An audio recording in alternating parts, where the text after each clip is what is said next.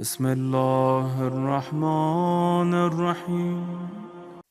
سورہ مبارک آل عمران آیت نمبر 144، اور اس آیت کو خاص طور سے تلاوت کر رہا ہوں۔ وما محمد الا رسول، یہ پورے قرآن کے 114 سوروں میں 6636 آیات میں یہ وہ پہلی آیت ترتیب مصحف عثمانی میں ہے کہ جہاں پیغمبر کا نام بالکل واضح طور پر لیا گیا، وما محمد الا رسول، محمد نہیں ہے کچھ اور مگر ہیں تو رسول ہیں۔ یہ کون سے مرحلے کی آیت ہے کہ جہاں پیغمبر نے اپنے حبیب کا تعارف کرایا؟ غور کیجئے گا، اس آیت کو یاد رکھیں، بہت کام کی آیت، ویسے ساری آیتیں کام کی ہیں، لیکن میں روز آپ کو ایک آیت دے رہا ہوں۔ پرسوں دی آیت الکرسی، اب کرسی ملے نہ ملے وہ الگ بات، اور کل دی میں نے آپ کو آیت ملک، اب ملک ملے نہ ملے، لیکن آج آپ کو دے رہا ہوں آیت ابطال سحر، وہ آیت جو سحر کو باطل کر دیتی ہے۔ سحر تو سمجھتے ہیں جادو، ٹونا، تعویذ، گنڈے، پڑھ پڑھ کر پھونکنے والیاں، پھونکنے والے، اور ایک خاص طبقہ ہے پاکستان میں، ساری دیواریں کالی دکھائی دیتی ہیں۔ محبوب آپ کے قدموں میں اور آپ ہمارے قدموں میں، جب تک آپ ہمارے قدموں میں نہیں آئیں گے آپ کا کام کیسے ہوگا؟ اور کتنے سارے دیوانے ہیں، دیواروں پہ نمبر پڑھتے اور چلے جاتے۔ ابطال سحر، میں بار بار کہا کرتا ہوں، یہ جادو، یہ تعویذ، یہ گنڈے، یہ سب سے زیادہ آسان راستہ ہے کسی بے وقوف سے روزی کمانے کا۔ ذرا سا آپ کی کمزوری معلوم ہو جائے، آپ کہاں رہتے ہیں، کیا کرتے ہیں، بس ہمارا کام ہو جائے گا۔ آپ پر تو فلاں نے جادو کرا دیا ہے، فلاں نے جادو کرا دیا ہے، کیا مطلب؟ کہ آپ کے خاندان میں ایک چھوٹے قد کی ہے، کوئی تو چھوٹے قد کی ہوگی نا، صلوات پڑھے محمد و آل محمد۔ آپ کا ذہن چلا گیا۔ یاد رکھیے، یہ الفاظ مجھ سے سنے تو مجلس کے طور پر، ورنہ یہ بات حقیقت ہے۔ کوئی نہ کوئی تو وہ آپ کو ٹرانس میں لے گا نا، کوئی تو اشارہ کرے گا لمبے قد کا ہے، آپ کے عزیزوں میں ہے، اب آپ سہلانے بیٹھے، منع کیسے کریں گے؟ اس کو باطل کرنے کے لیے پہلی بات تو یہ کہ ثابت کرنا الگ موضوع ہے، شاید پھر کبھی موقع ملے گا تو پھر فرشتوں کا تذکرہ کریں گے، ہاروت اور ماروت کا۔ آج کل لوگ بڑے اس حوالے سے بات کرتے ہیں، اور کچھ ایسے کمزور عقیدے والے جو کہتے ہیں پیغمبر پہ جادو ہو گیا تھا، جن کے نبی پہ جادو ہو جائے ان سے ما السلام، یا تو محمد کا نام لو تو جادو باطل ہو جاتا ہے۔ وما محمد الا رسول، یہ آیت اگر مکمل پڑھی جائے، آیت نمبر 144 سورہ آل عمران، تو سورہ تو آپ کا پسندیدہ ہے آل عمران، آیت بھی بہت حسین ہے، خلاصہ نو ہو جاتا ہے 144۔ آئیے آیت پڑھتے ہیں۔ وما محمد الا رسول، محمد کچھ نہیں سوائے رسول، قد خلت من قبلہ الرسل، ان سے پہلے بھی رسول گزر چکے ہیں، قد خلت من قبلہ الرسل، افئن مات او قتل انقلبتم علی اعقابکم، بس اگر یہ محمد صلی اللہ علیہ وآلہ انتقال کر جائیں، ماتا انتقال کر جائیں، او قتل یا قتل کر دیے جائیں، انقلبتم علی اعقابکم، تو کیا تم اپنے پرانے دین پہ واپس پلٹ جاؤ گے؟ اور اگر پلٹ جاؤ، وَمَن يَنْقَلِبْ عَلَىٰ عَقِبَيْهِ، کوئی تو تھا، کوئی تو تھے، صیغہ تنہا نہیں ہے، اس کام میں کوئی اکیلا نہیں ہے، کچھ ہم خیال ہیں جو ہمیشہ سے زوال ہیں، چھوڑ کے پیغمبر کو چلے کہ اعلان ہو گیا قد قتل محمد، تو کسی راستے نے پوچھ لیا نام لے کر کہ کہاں جا رہے ہیں فرزند مخصوص، کہنے لگے پیغمبر تو شہید ہو گئے، تو اس نے جواب دیا خدا تو زندہ ہے۔ وَمَن يَنْقَلِبْ عَلَىٰ عَقِبَيْهِ، اور جو پلٹ جائے اپنے پرانے دین پر، فَلَن يَضُرَّ اللَّهَ شَيْئًا، بہت غور کیجئے گا، قبلہ میں کیا جملہ استعمال کروں، اگر میں اپنے لیے کہوں کہ مجھے پلٹ کے پاکستان جانا ہے تو مجھے اطمینان ہے کہ یہاں پر جب تک ہوں تو ہوں، اس کے بعد مجھے پلٹ کے واپس اپنے وطن جانا ہے، جس کا وطن یہی ہو وہ کہاں پلٹے گا؟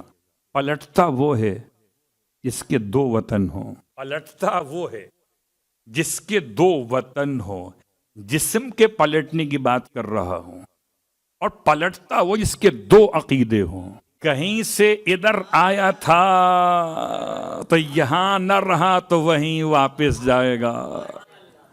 پہنچی وہیں پہ خاک جہاں کا خمیر تھا.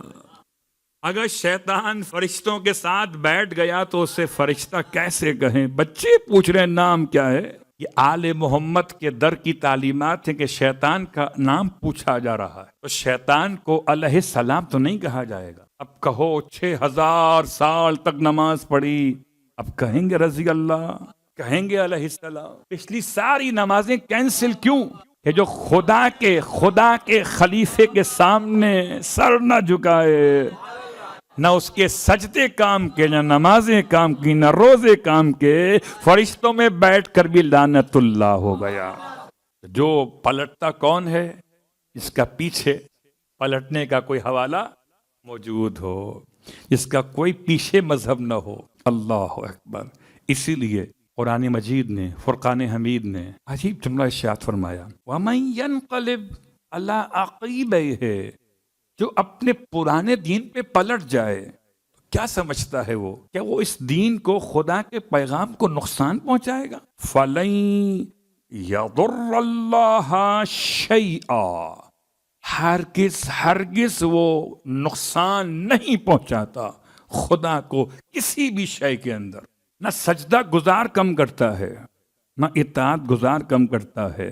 کم کرتا ہے تو صرف دھوکے باز کم کرتا ہے. جب تک یہاں تھا سجدہ گزاروں میں دھوکہ دے رہا تھا، اب اگر پلٹ جائے گا تو ایک دھوکے باز ہی تو کم ہوگا.